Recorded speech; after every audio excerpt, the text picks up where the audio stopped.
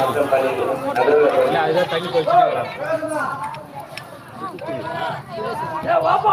ஓம் சக்தி ஆதிவரா சக்தி.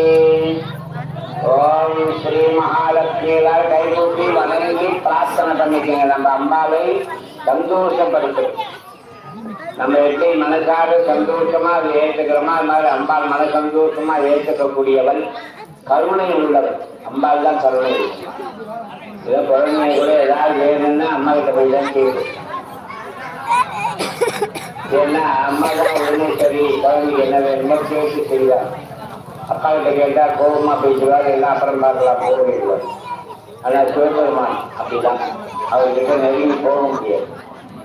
ஆனா நெருங்கி போயிட்டா அவருதான் ஒரு சிறந்த தெய்வமா இருப்பார். சிவனை நெருங்கி போனா ரொம்ப கஷ்டம். அது மாதிரி அப்பா எப்படின்னா கோபமா பேசுறாரு, குணத்தால் உயர்ந்தவர், நல்ல ஒரு குணத்தால் உயர்ந்தவர் யாருன்னா அப்பா.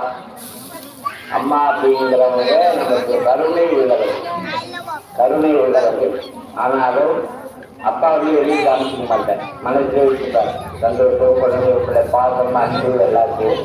அதனால அப்படிப்பட்ட அம்பாள் எப்படின்னா நம்ம கொடுக்குற எல்லாத்தையுமே அம்பாள் ஆனந்தமா இருக்கிறது கேட்டுக்கொண்டு எல்லாரும் பிரார்த்தனை பண்ணிக்கணும். மனதாரும் பிரார்த்தனை பண்ணி சொல்லும் போது பெருமாள் பெருமாள் கேட்டு போகின்றோம்.